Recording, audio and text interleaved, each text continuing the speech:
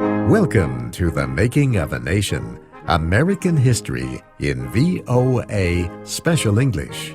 I'm Steve Ember. This week in our series, we look back at Bill Clinton's second term as president. For 4 years now, to realize our vision, we have pursued a simple but profound strategy. Opportunity for all, responsibility from all, a strong, united American community. Americans elected Clinton as their 42nd president in 1992 and re-elected him 4 years later. In the summer of 1996, President Clinton's first term was coming to an end. He had established a mixed record of successes and failures in his dealings with Congress. He had greater difficulty in those dealings after opposition Republicans won control of Congress in 1994. All presidents face political battles, but in President Clinton's case, there was more to it.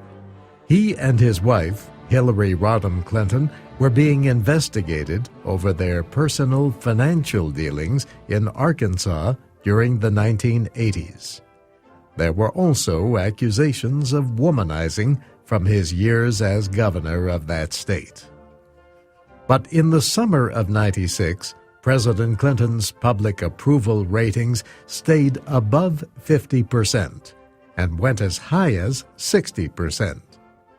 The economy had improved during his first term. Americans were getting jobs and spending more money.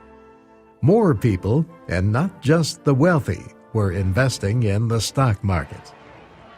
In August of 1996, the Democratic Party met in Chicago and nominated President Clinton and Vice President Al Gore for a second term. My fellow Democrats and my fellow Americans, thank you for your nomination. I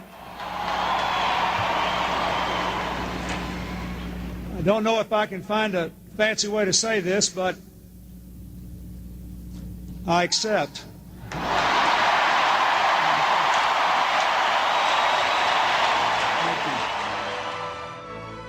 The Republican Party held its nominating convention that summer in San Diego, California. The party chose former Kansas Senator Bob Dole as its presidential candidate. He had resigned from the United States Senate to seek the nomination. He chose former Congressman and Cabinet Secretary Jack Kemp of New York as his vice presidential running mate. Dole was a World War II hero who suffered a permanent injury to his right arm. He later served 4 terms in the House of Representatives. He was elected to the Senate in 1968 and re-elected 4 times. Another candidate in the presidential race was businessman Ross Perot. He won the nomination of the Reform Party, which he started a year earlier.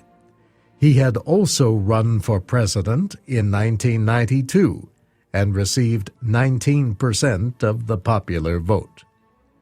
During the '96 campaign, President Clinton pointed to the stronger economy. He also campaigned on his legislative record, including new gun control measures and a higher minimum wage for the lowest-paid workers. Bob Dole, in his campaign, accused President Clinton of spending too much. Clinton's answer was that he had stopped Congress from cutting too much from programs like health insurance for retirees. Bill Clinton and Al Gore easily won the election, defeating Bob Dole and Jack Kemp. Ross Perot received just 8% of the popular vote this time. Clinton became the first Democrat to win a second term since Franklin Roosevelt in 1936.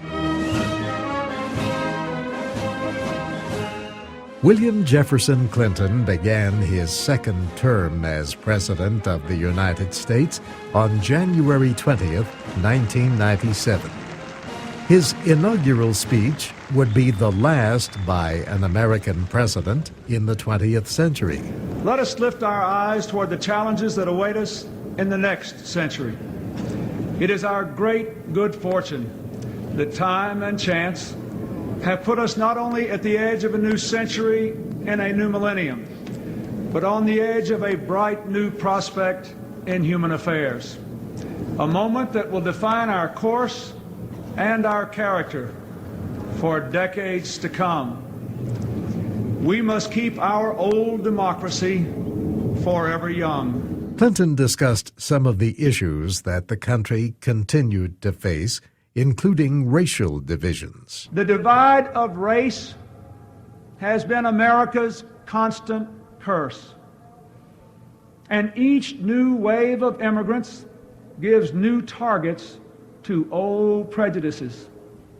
Prejudice and contempt, cloaked in the pretense of religious or political convictions, are no different.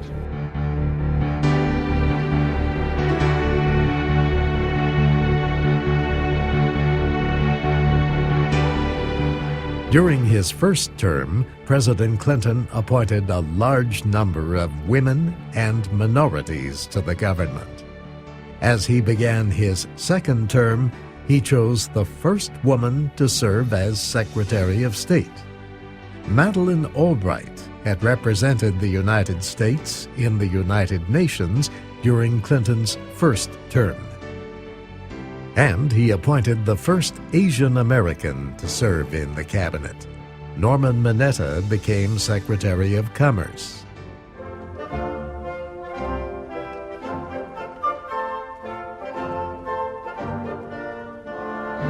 The Republican Party kept control of both houses of Congress in the 1996 elections. At the end of his first term, Clinton had gotten into a budget fight with the Republicans, which resulted in 2 government shutdowns. Those shutdowns did more political harm to the Republicans than to the president. In 1997, they reached a compromise. They agreed to a plan to end the federal deficit by 2002. In fact, the budget was balanced much sooner. In 1998, the economy was so strong that the government found itself with an extra $70 billion, the first surplus since 1969.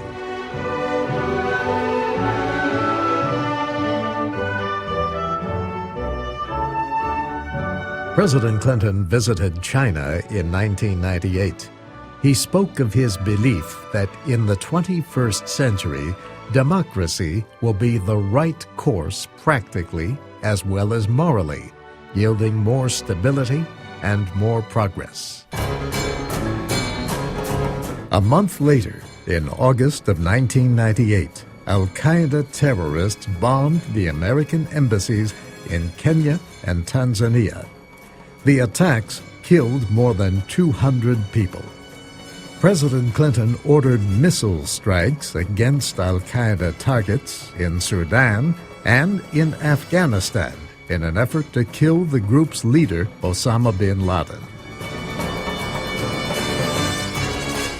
Later in the year, President Clinton ordered military action in response to Iraq's refusal to cooperate with United Nations inspectors. The inspectors were searching for nuclear, chemical, or biological weapons.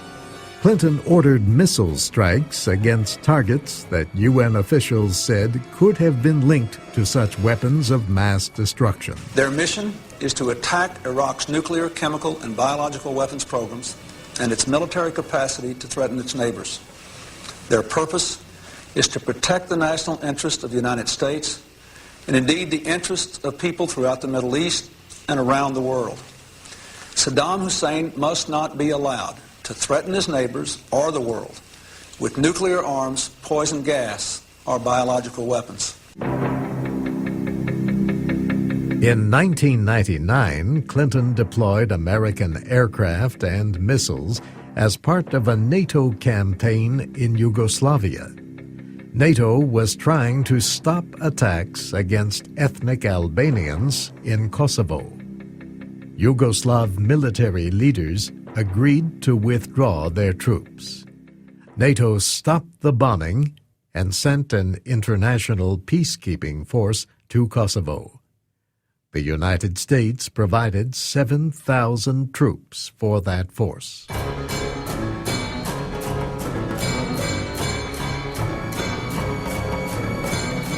Earlier in Clinton's presidency, the United States had led NATO airstrikes against Serb targets in the former Yugoslav Republic of Bosnia. The operations followed the killing of 8,000 Muslim men and boys by Bosnian Serb forces in Srebrenica, a UN-declared safe area. Clinton later pushed for the 1995 peace agreement to end the Bosnian War. The Dayton Peace Accords were named after Dayton, Ohio, the location of the Air Force base where they were negotiated. 3 years later, in 1998, Israeli and Palestinian leaders signed a Memorandum of Understanding at the White House. It called for Israeli forces to withdraw from some areas of the West Bank. The Y Memorandum resulted from 9 days of negotiations at the Y River Plantation in Maryland. Secretary of State Madeleine Albright and Special Diplomat Dennis Ross traveled repeatedly to the Middle East to work on the peace efforts. In 2001, President Clinton tried to get Palestinian leader Yasser Arafat and Israeli Prime Minister Ehud Barak to sign a peace agreement. Clinton invited the two leaders to the United States and held many hours of talks with them. Reports said they came close to an agreement, but the negotiations ended without success. Palestinians declared a new uprising against Israel.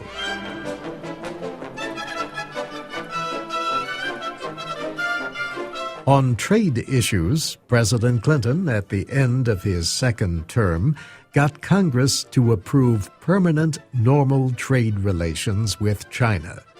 That meant no more need for presidents to have to ask Congress for temporary renewals of those trade rights. Clinton argued that the move would create a better environment for democratic reforms in China, as well as creating jobs in the United States. Among other foreign policy matters during his presidency, Clinton normalized relations with Vietnam, and he supported the expansion of NATO, the North Atlantic Treaty Organization, in Europe. Bill Clinton's presidency will be remembered, at least in part, for his efforts to reach out to the international community. But it will also be remembered for the impeachment trial in Congress that almost ended that presidency. These allegations are false, and I need to go back to work for the American people. That will be our story next week.